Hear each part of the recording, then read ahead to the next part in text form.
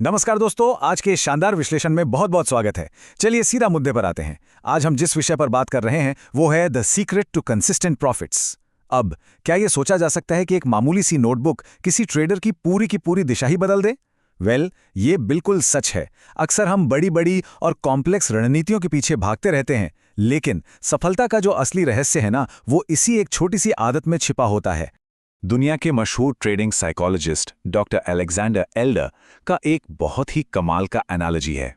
उनका कहना था कि बिना डायरी के ट्रेडिंग करना बिना आईने के शेविंग करने जैसा है। बिल्कुल सटीक बात है। सोचिए, बिना आईने के शेविंग करेंगे तो कट तो लगेगा ही ना। ठीक वैसे ही बिना जर्नल के ब्लाइंड ट्रेडिंग करने से अकाउंट को भारी नुकसान पहुंचता है। ये जर्नल ही वो आईना है जो हमें असली हकीकत दिखाता है। चलिए जल्दी से आज का एजेंडा देख लेते हैं। सबसे पहले द मिरर, फिर वो 10% प्रॉफिट सीक्रेट। इसके बाद हम समझेंगे ट्रैकिंग बनाम जर्नलिंग का असली फर्क, फिर भावनाओं पर नियंत्रण और एक बहुत ही प्रैक्टिकल रिव्यू रूटीन। अंत में निष्कर्ष और अगले कदम पर बात करेंगे। तो आगे बढ़ते हैं। सेक्शन 1, द मिरर, ट्रेडिंग की हकीकत से सामना। Section 2, 10% profit secret. चलिए अब थोड़े ठोस डेटा पर बात करते हैं। अक्सर शुरुआती ट्रेडर्स जर्नलिंग को महज समय की बर्बादी मानकर पूरी तरह से नज़रअंदाज कर देते हैं। ऐसा लगता है कि बस चार्ट्स देखना और ट्रेड पंच करना ही सब कुछ है। लेकिन अगर हम व्यक्तिगत राय को हटाकर सिर्फ रिसर्च और डेटा पर ध्यान दें, तो सफलता का एक बहुत बड़ा नंबर सामने आता है, 10%। रिसर्च से यह साबित हुआ है कि जो ट्रेडर्स एक्टिव रूप से अपनी परफॉर्मेंस को रिव्यू करते हैं, वो अपनी प्रॉफिटेबिलिटी को सीधे 10% तक बढ़ा सकते हैं। ये कोई हवाई बात नहीं है, बल्कि एक प्रूवन फैक्ट है। इस चार्ट में बेसलाइन प्रॉफिटेबिलिटी और जर्नलिंग के बाद ऑप्टिमाइज 10% ग्रोथ स्टेट के बीच का जो अंतर है वो एकदम स्पष्ट है। यहां समझने वाली सबसे अहम बात यह है कि जर्नल कोई पुराना रिकॉर्ड रखने वाली बोरिंग किताब नहीं है, बल्कि ये हमारी रणनीतियों को फाइन ट्यून करने और रिटर्न्स को तेजी से बूस्ट करने का एक बेहद पावरफुल इंजन है। सेक्शन 3, ट्रैकिंग बनाम जर्नलिंग, क्या हम सही तरीका अपना रहे हैं? ट्रेडिंग कम्युनिटी में ना एक बहुत बड़ी गलतफहमी है।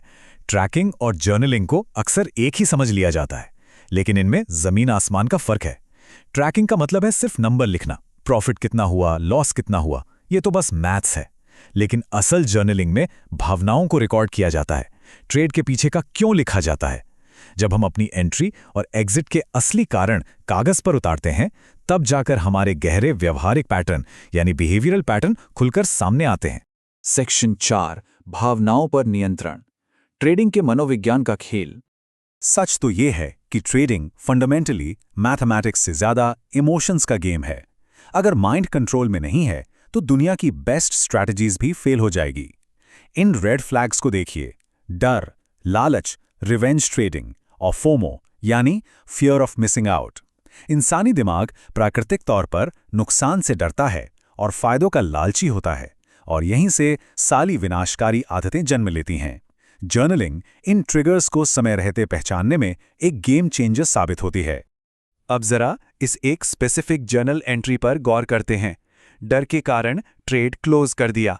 जब हम स्पष्ट रूप से इस डर को डॉक्यूमेंट करते हैं, तो हम उस भावना को स्वीकार कर रहे होते हैं। ये एक पॉज बटन की तरह काम करता है, जो हमें रुकने और सोचने पर मजबूर करता है, ताकि भविष्य में हम बिल्कुल वही गलती दोबारा ना दोहराएं। ये अवेयरनेस ही सबसे बड़ी ताकत है। Section 5, review routine. अब बहाने बनाने का वक्त खत्म। सबसे आम बहाना क्या होता है? जर्नलिंग के लिए टाइम ही नहीं मिलता।